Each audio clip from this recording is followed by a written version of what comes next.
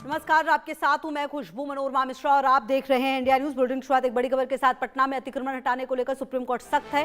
गंगा किनारे अतिक्रमण हटाने के लिए बिहार सरकार को आदेश है। सुप्रीम कोर्ट ने बिहार सरकार को 6 सप्ताह की मोहलत दी है। गंगा किनारे अवैध निर्माण पर सुप्रीम कोर्ट की सख्त टिप्पणी।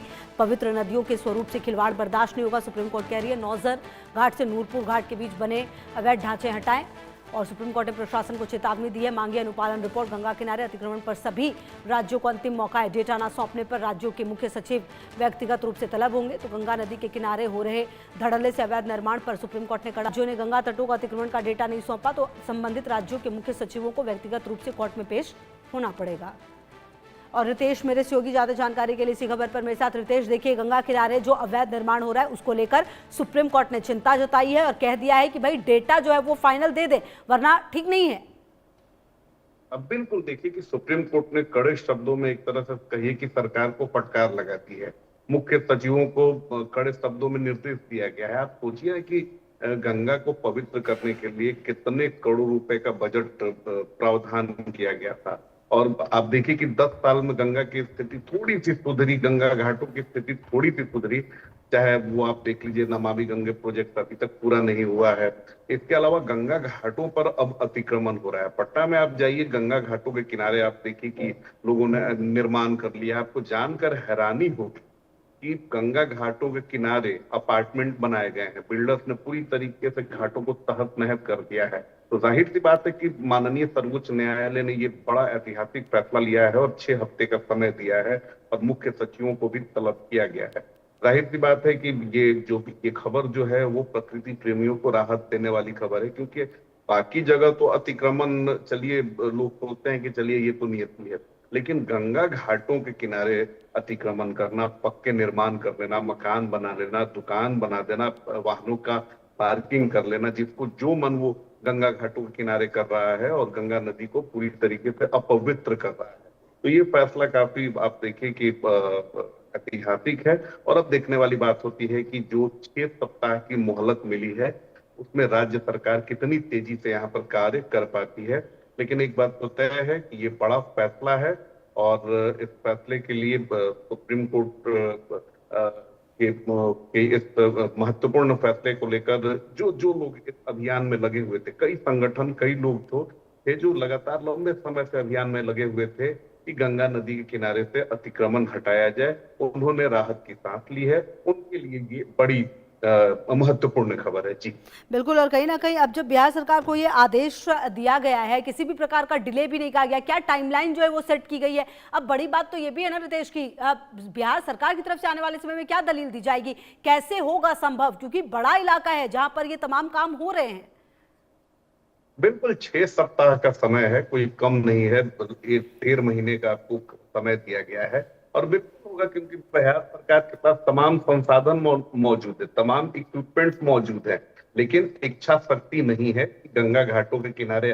आप देखिए कि जो नेता हैं वो बयानबाजी करेंगे गंगा की साफ सफाई को लेकर, गंगा की पवित्रता को लेकर, लेकिन अभी बारिश हो रही है तो मैं आपको दिखाता कि किस तरीके से गंगा घाटों के किनारे रोजाना हजारों जो ट्रक हैं वो जाते हैं, वहां से वो बालू की खुदाई करते हैं।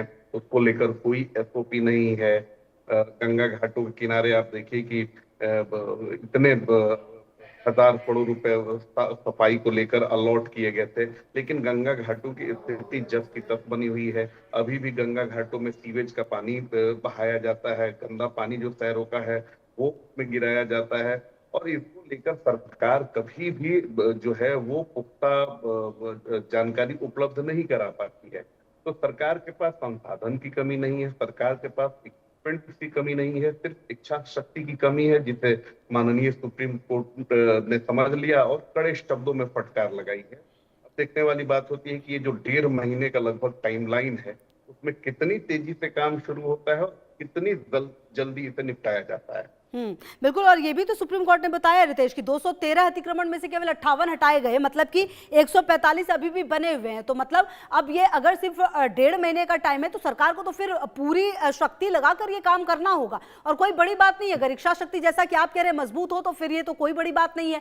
अतिक्रमण ऐसे तो जगह जगह पर कहीं हटते हैं। अब गंगा के नाम पर जहां इतने आंदोलन हुए हैं, इतने करोड़ों रुपए बहे हैं, वहां पर ये काम भी सही।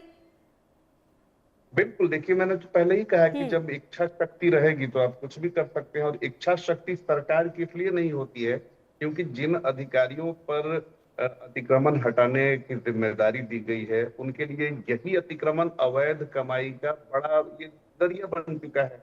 वो आप देखिए कि मैंने पहले ही बताया कि गंगा किनारे अवैध रूप से निगम की जिम्मेदारी है, शहरी विकास मंत्रालय की जिम्मेदारी है, अथॉरिटीज की जिम्मेदारी है, लेकिन ये सभी लोगों ने आंख मूंदे रखा क्योंकि आई वॉश के लिए देखिए कि 200 से ज्यादा अतिक्रमण को ढहाना था, 58 ही ढहाए गए हैं।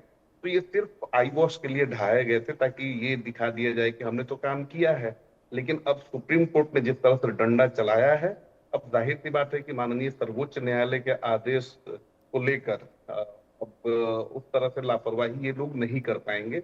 अब देखने वाली बात होती है कि कितनी जल्दी काम शुरू होता है और कितनी जल्दी इसे पूरा किया और जाता बड़ी है। बात ये भी है रितेश कि सुप्रीम कोर्ट भी ये कह रही है कि कई राज्यों ने रिपोर्ट जो है वो पेश नहीं की है। मतलब क्या इतना लाइटली लिया जाएगा? अगर तो फिर इसी से समझ में आता है कि सीरियसनेस कितनी है। बिल्कुल, देखिए कि हर चीज अब तो ये तो जानकर हैरानी होती है कि आम लोगों की तो सरकार में कोई सुनता नहीं है, चाहे वो मंत्री हो, चाहे अथॉरिटीज हो, वो लोग नहीं सुनते हैं। लेकिन जब कोर्ट का भी नहीं सुनेंगे, हाई कोर्ट का नहीं सुनेंगे, सुप्रीम कोर्ट का नहीं सुनेंगे, तो आप इसी से आप समझ सकती हैं कि कितने मोटी खाल वाले ये अधिकारी हैं जिनके ऊपर जिम्मेदारी है। लेकिन अब वो मुख्य सचिव से रिपोर्ट तलब की गई है, तो जाहिर सी बात है कि ये बहुत बड़ा ऐतिहासिक कदम है सुप्रीम कोर्ट का। और कड़े शब्दों में अगर मुख्य सचिव से सारी चीजों को उसमें उन्हें टैग किया गया है, तो जाहिर सी बात है कि अब मुख्य सचिव इस पर एक्शन नहीं लेते हैं तो फिर उनके ऊपर एक्शन लेने से पीछे सुप्रीम कोर्ट नहीं हटने वाला। बिल्कुल, बहुत शुक्रिया रितेश आपका इन तमाम जानकारियों के लिए। बढ़ते हैं आगे। जंतर मंतर के आसपास बढ़ी है पाबंदी।